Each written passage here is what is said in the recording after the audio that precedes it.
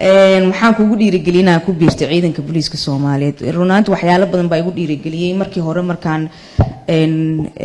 u guuray Soomaaliya intaan u guurin ka hor horta hal qiso baa igu dhacdaan jeclaanay inaan la wadaaga waxaan u shaqeynaa jaamacadda la dhaho London Metropolitan waa taqaaniin oo maleena Holloway Road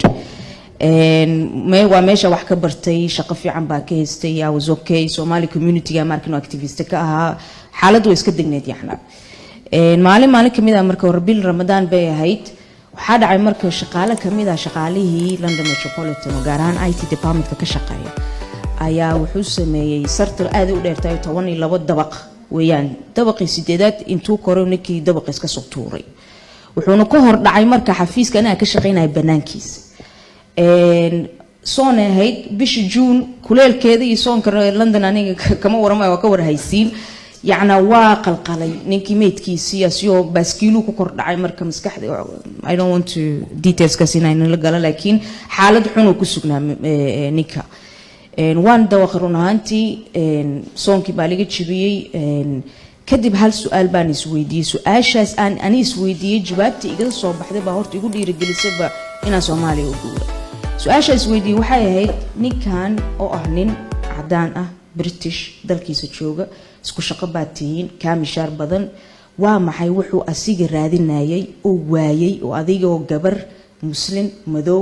qaxooti oo kaamishaar yar ka aqoon yar aad doonayso asiga aa waay yacna waxa ay soo baxday aakhiran anigana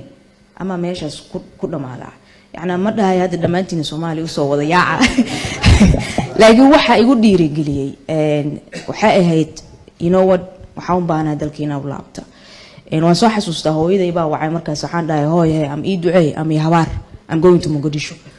waxay tiri maxaa ku qahelo waayo ninkan ba cirka ka soo dhaco halkaas marka waxay tiri ma Mogadishu ma kaaga horeeyay miya meed iga horeeyay laakiin madfaca kor ka soo dhacay nin iska duulaya maaniga ma joogi kari marka horta taas baa igu dhiirigelisay shaqada markaas waxaan ka helay hay'ad la dhaho Heritage Institute cilmi baaris sameyn jirtay hay'adaas anoo la shaqeynaya baa taliyaha markaas ciidanka booliiska ahaa oo noo imaan jiray marka waxaan ka saaciday jiray project proposaladii waxaan siteen la qorqora waxaa fursad u helay marka ina booliiskii aan la shaqeeyo anoona booliiskii ka tirsanayn waxaan arkay marka taariikhdii booliiska aan waxyaalo badan ka baaray ilaan project proposal marka qorays waxyaalo badan ina fahantaa weeyaan saraakiishii baa wareystay waxyaalo badan baa ii soo babaxay waxaa dhaaniyo dawlad ama qarankan Soomaaliyeed ma dhismaayo ilaa laga dhiso ciidanka booliiska Soomaaliyeed ciidanka booliiska Soomaaliyeedna waa halka institution oo by the way taariikhdiisa memorygiisa galalkiisa waxa soo dhan waa la haya waa halka meel oo la bilaqaysanin waxaana maxaa ku raada badbaadiye waxay ahaayeen saraakiil ka tirsan ciidanka booliiska Soomaaliyeed oo isku dhiga xabadaha oo ka diida xataa qabaa'ilkooda in la baada taliskeenana marka waa talis aad u qorxoon oo aad u weyn mugta dad waa iska raweyn iska taabsan laakiin saraakiishi baa u diiday markaan aad saas u horeysto marka waxaan isdhahay hay'adan weeyaan hay'adii furihii nabadgelyada iyo nabadda iyo jiritaanka dawladnimada Soomaaliyeed hay'adana furad u ah hay'adan marka waxay u baahan tahay in lagu soo biiriyaa human resource fiican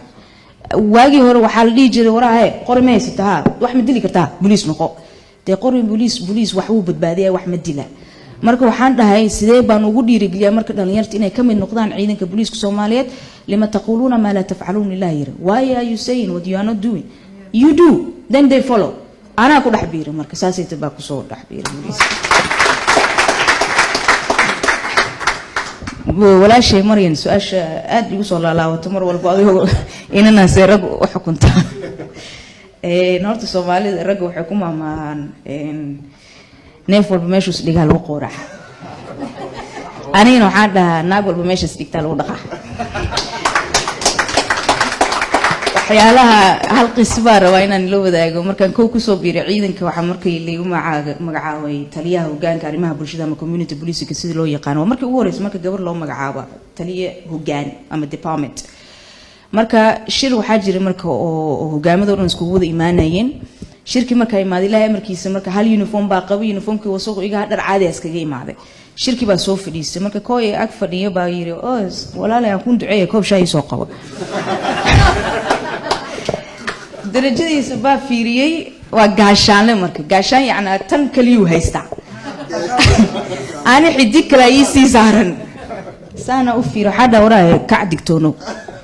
markaas uu saan intuu iyagu yiri nama ana digtoono way dhigi kartaa markaas nin kale oo ag fadhiyo jug intuu siiyay waa korneel qofta kula isla markii buu kacayo digtoono galuu salaad iska bixiyo taliyo raali noqo waa ka dhacday meesha walba waxaan irinayo ka shaahadan doono anina koob ii keen ana la soo daayna